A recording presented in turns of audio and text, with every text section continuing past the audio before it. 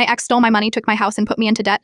So I went nuclear on her. My ex and I had been together for just under 6 months when she somehow accessed my savings account and stole the $170,000 I had spent 15 years saving. When she refused to give the money back, I took her to court, but the pro bono lawyer I hired turned out to be absolutely terrible. He couldn't find any evidence suggesting she took the money, and actually advised me to just drop the charges because there was no way I'd win. I ended up not listening to him though, and when the court date came, my entire world crumbled. My ex started lying about me and smeared my reputation, calling me abusive to her and an alcoholic. She said I lost the money gambling, and suing her was my way of trying to get the money back. She put on the most convincing crocodile tears I'd ever seen, and everyone in the courtroom believed her. Even the judge looked at me like I was the devil, and given that I was completely unprepared for this, I lost the case basically on the spot. 4 weeks after the trial, I was at rock bottom, but then things got even worse. I got a letter in the mail of her suing me for emotional damage. I was so stressed and overwhelmed by everything I failed to put a good case together, and once again lost. I was ordered to pay her another $60,000. I had to sell my house in order to pay her, and after doing that, I ended up crashing at my best friend's place for a while. He wasn't well off himself, but he told me he was willing to spend the entirety of his bank account to find me a good lawyer if I could promise him I'd win and pay him back. I thanked him so hard I cried while hugging him, and that day we started looking for the best lawyers no matter the cost. We ended up settling on one, and he found the evidence we needed in just one day. On the 29th of June, there was a $170,000 transaction from my bank account under my name and signature.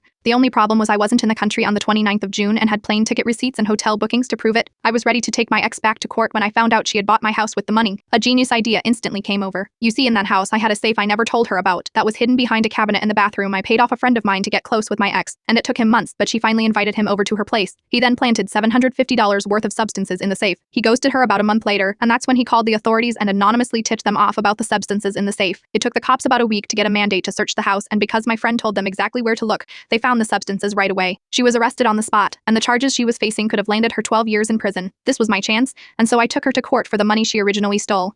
In court, I had my lawyer provide all of the evidence about the bank transaction that took place in my name when I wasn't in the country. I brought the receipts proving I was out of the country, and we also brought the slam dunk evidence, the name of the bank account to which the money was transferred, and that name of course belonged to my exo. I wish you all could have seen the look on her face when this piece of information was called out.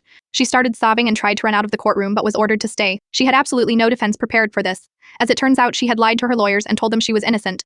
On top of just owing me the $170,000 though, my lawyer also demanded payment for emotional damage, but he wasn't done. He also demanded the house back and doubled the amount of debt I currently had in my back account, which was another $120,000. The judge happily obliged and my ex just kept bawling her eyes out.